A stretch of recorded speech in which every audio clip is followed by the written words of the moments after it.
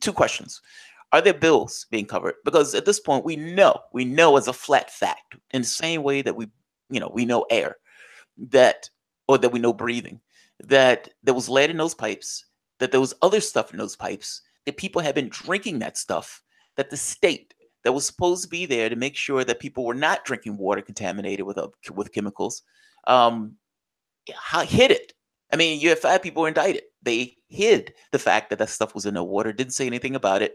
They did all of this for a profit motive, this kind of cost benefit analysis that didn't take human beings into account, and to essentially privatize the water despite having a decent rate from the state. We know this. What are the residents doing? Meaning, is there like a class action lawsuit against the state is at the very least for the medical bills that these people are getting from drinking the lead water that we know was there and that we know was the fault of the city? And the second question is, what are the residents doing from a political context to try to change the scenario, at the very least some level of retribution, and I would say to be vindictive and go after people that caused it? I hope that question makes sense. It's two parts. Yeah. I think that, what are they doing from a political standpoint? well, first and foremost, and this is kind of hard to even explain if you haven't been there, but I would also say, like, majority of residents aren't doing anything because they're just sick. I mean, I But mean, they know that illness is attributed to the state. That doesn't piss like no. There's pissed off residents, but I'm saying, like, a lot. I probably at this point interviewed like between 100 and 200, and there's always kind of like the same folks that go to protest at the Capitol or protest at City Hall or whatever.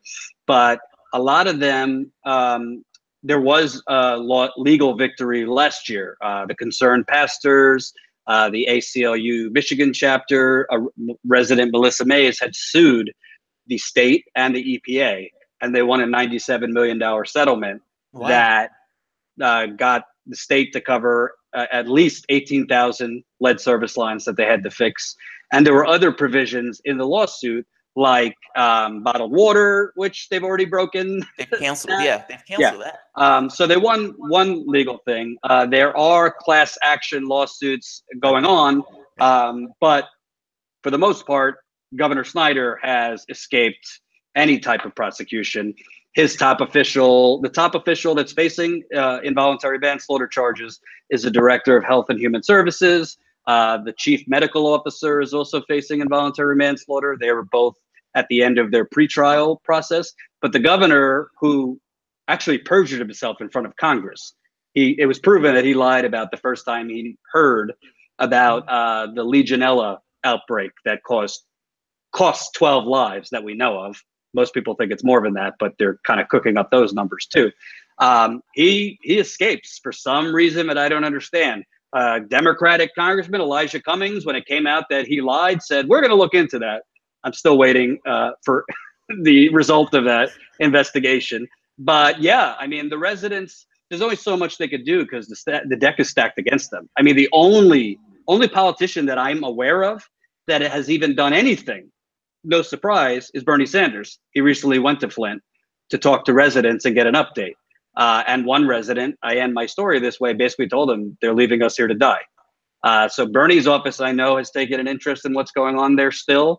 The congressman who represents Flint has kind of talked to the cameras about Flint, but in real practice, Congressman Kildee, I haven't seen him really asking the questions that need to be asked about the science.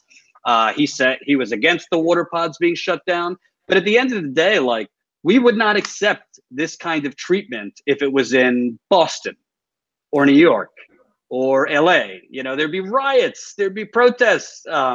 So I think that, unfortunately, the media descended on Flint before the age of Trump. And now the media really, if it's not, the media is more an echo chamber for visceral reactions to things rather than actual news. So Trump purposely treats out these authoritarian, absurd things for the reaction to dominate the news cycle. That's how he got elected, and that's how he plans on getting reelected. Dominate the news cycle, stay, rile up the base, rile up my followers. And the media just follows it like sycophants. And they say, well, he's out of the norm. No, you know what's out of the norm when citizens get poisoned and Yeah. 4 years later they're still sick. And to answer your question, to my knowledge, there's never been a bill put forward for Medicare for all for Flint residents. I have personally spoken with residents that are going bankrupt because they can't afford lead poisoning, but bacteria. It could cause everything from kidney failure, liver disease, cognitive, memory. One guy told me he doesn't even remember how to drive to his parents 5 blocks away.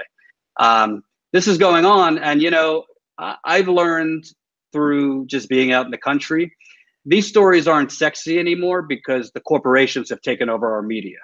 If you're a real journalist, number one, corruption. Number two, inhumanity. Number three, laws being broken. That's a damn good story, This is a great story. But When I read this, I said to myself, "This is." You would think this would be a mind-blowing story.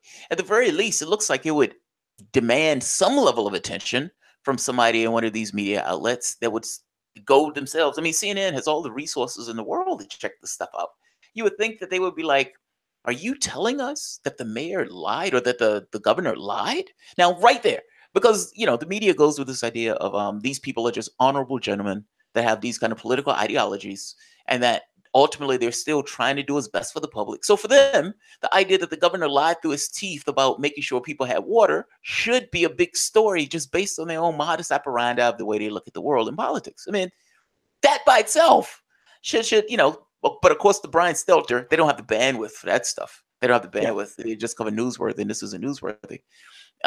You brought up something really important. So I said to Brian Stelter in our little Twitter thing, I said, little old me, I mean, let's keep it real. I got fired. I'm living off savings right now. Actually, viewers have been amazing. I mean, my Patreon is growing, and this last trip to Flint, I got over $2,000 from viewers just to cover my costs. Nice. Because people want real reporting. The problem is a lot of people aren't seeing the content because of YouTube and other things. But what's amazing to me, the resources that CNN has, and MSNBC and the New York Times, if they would even dedicate, let's say, an hour of airtime a day to other stories, community issues, water contamination, police brutality, minimum wage fights, those things.